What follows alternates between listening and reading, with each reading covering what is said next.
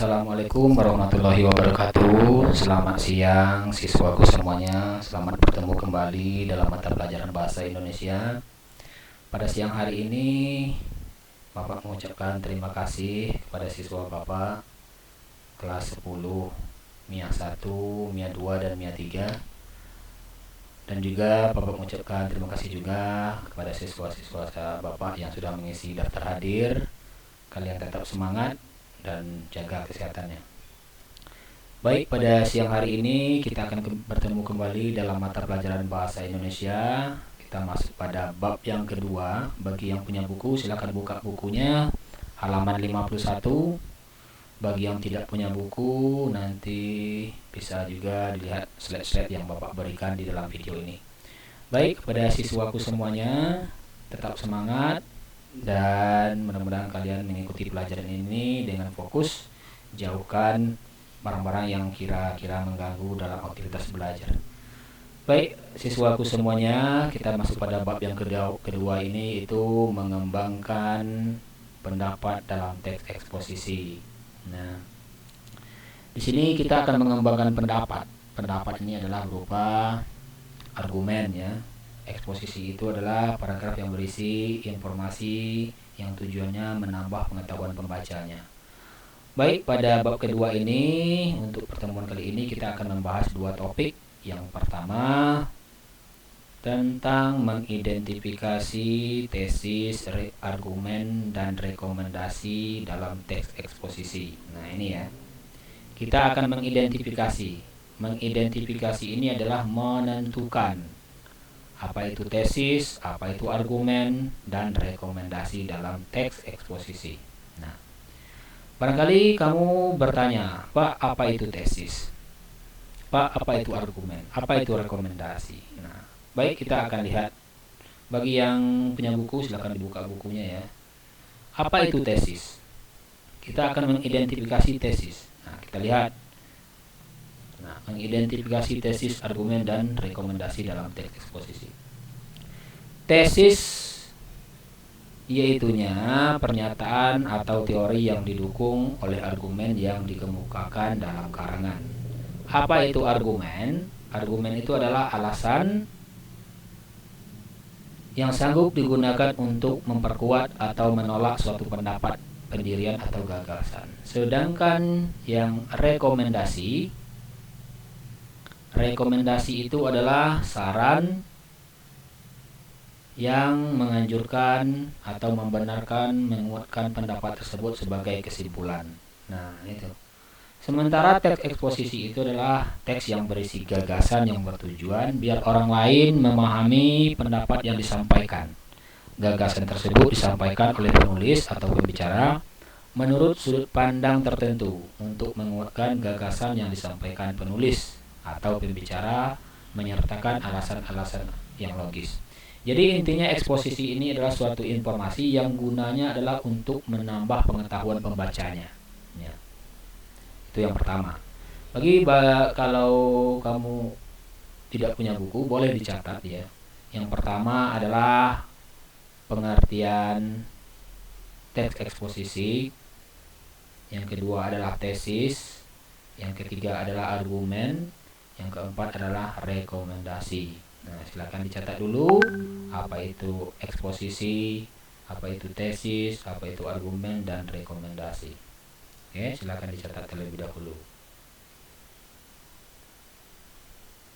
Nah, bagi yang kurang jelas, jelas ya. Teks eksposisi, tesis, argumen, dan rekomendasi. Bisa lihat ya.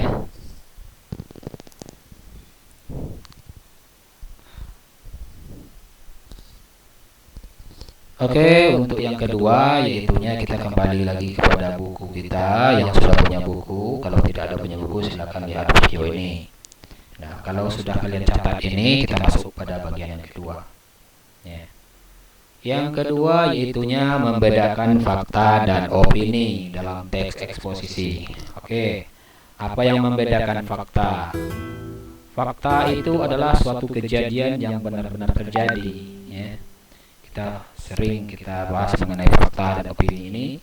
Pelajaran fakta dan opini ini bukan hanya di tingkat SMA, bahkan di SD dan SMP pun atau MTS pun kalian sudah belajar tentang fakta dan opini. Nah, apa yang membedakannya? Bapak secara garis besarnya saja ya. Fakta itu adalah kejadian atau peristiwa ataupun data-data yang akurat yang benar-benar terjadi. Itu fakta. Atau dapat dibuktikan kebenarannya. Itu fakta. Sedangkan opini yaitu pendapat ataupun argumen seseorang yang diambil berdasarkan fakta kemudian ditambahkan dengan pendapatnya. Itu baru opini atau pendapat seseorang. Dan ini belum bisa dibuktikan kebenarannya. Nah, itulah yang membedakan fakta dan opini. Oke, bagi yang kurang paham juga bisa di browsing di internet ya. Browsing di internet, kemudian dicatat yang penting-pentingnya saja. Oke, kembali kita ke yang tadi. Untuk tugas kalian hari ini yaitunya ini ya, tugas menentukan atau tentukanlah mana yang tesis, argumen, dan rekomendasi dalam teks pidato berikut ini. Nah, ini pidatonya. Bagi yang kurang jelas, Bapak perjelas ya. Barangkali jelas juga ya, atau Bapak bacakan sedikit ya. Ini itu tugas. Tugas ini nanti dikerjakan di dalam buku latihan. Nanti dikumpul sebelum ulangan harian yang kedua ya, setelah habis bab yang kedua ini. Oke, Bapak bacakan ini tugasnya. Tentukanlah mana yang tesis, argumen, dan rekomendasi dalam teks pidato berikut ini. Nih. Assalamualaikum warahmatullahi wabarakatuh. Salam sejahtera bagi kita semua. Bapak Kepala Sekolah yang saya hormati, Bapak dan Ibu Guru yang saya hormati, maaf nih salahnya yang saya hormati ini ya. Saya hormati, serta teman-teman yang saya kasihi. Sebelum memberikan pidato saya perihal maaf ya, ini tidak jelas ya, Bapak rubah dulu.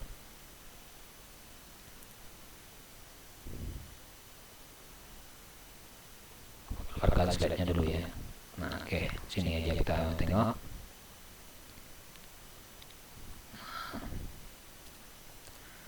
Sebelum memberikan pidato, saya perihal ancaman narkoba bagi generasi muda. Izinkanlah saya mengajak Bapak Ibu serta hadirin semua untuk mensyukuri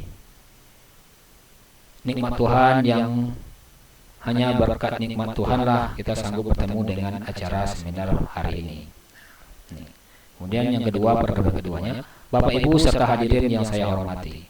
Dewasa ini narkoba telah menjadi ancaman yang sangat mengerikan bagi generasi muda yang berarti juga menjadi ancaman bagi kelangsungan bangsa Indonesia. Kementerian Hukum dan Hak Asasi Manusia hingga tanggal 13 Mei 2013 mencatat ada 153.812 narapidana dan tahanan di Indonesia. Yang 51.899 orang diantaranya terkait kasus narkoba. Dari jumlah itu, 759 orang diantaranya yaitu produsen narkoba, 3.751 orang bandar narkoba, 16.432 orang pengedar narkoba, dan 1.621 orang menjadi penadah. Jumlah penyalahgunaan narkoba sebanyak 7 juta orang dan sebagian besar diantaranya yaitu para pelajar SMP, SMA, bahkan siswa SD. Bisa jadi data yang terungkap itu hanya fenomena gunung es, hanya fakta yang terungkap puncaknya saja.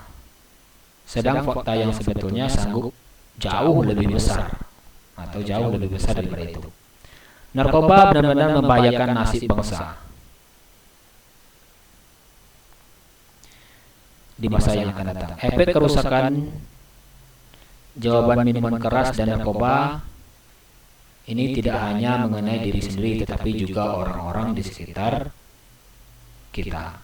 Tak hanya dalam skala kecil menyerupai keluarga, tapi juga dalam skala besar seperti miras dan narkoba akan menghancurkan sendi-sendi dalam skala besar. Dalam skala kecil menyerupai keluarga, tapi juga dalam skala besar nasional. Secara ekonomi akan sangat banyak dana yang dihambur-hamburkan untuk membeli barang-barang haram itu. Kemudian mengobat mereka, membiayai banyak sekali upaya yang membahayakan, belum lagi efeknya bagi pertahanan dalam generasi nasional. Kemudian program yang berikutnya, hadirin yang saya hormati, sebagai generasi muda calon penerus usaha bangsa, sudah seharusnya kita menyiapkan diri menjadi generasi yang berkualitas, upaya menghindarkan diri dari ancaman penyalahgunaan narkoba. Setidaknya sanggup dilakukan melalui 3 cara. Pertama, dari diri sendiri. Artinya masing-masing kita membentengi diri kemungkinan menjadi pengkonsumsi narkoba. Hal itu sanggup kita lakukan dengan pandai-pandai menentukan sahabat bergaul. Jadi sebagai generasi bangsa seperti kalian ya, para remaja, pintar-pintarlah kamu dalam memilih teman. Jangan bergaul sama orang yang pemakai narkoba. Sebab apa? Sekali kamu bergauli orang yang pemakai narkoba, dia akan terus mengajak kamu untuk masuk ke dalam dunianya. Jadi hindari, kalau bisa jangan bergaul kepada orang yang pemakai narkoba. Kemudian yang kedua, dengan meningkatkan keimanan dan ketakwaan kepada Allah Subhanahu wa taala, seraya mohon biar kita terhindar dari ancaman penyalahgunaan miras dan narkoba. Jadi kita tetap selalu berdoa supaya kita terhindar dari hal-hal yang buruk ya. Kemudian dengan menjalankan semua perintah Allah dan menjauhkan diri dari larangannya, kita akan terhindar dari perbuatan-perbuatan tercela.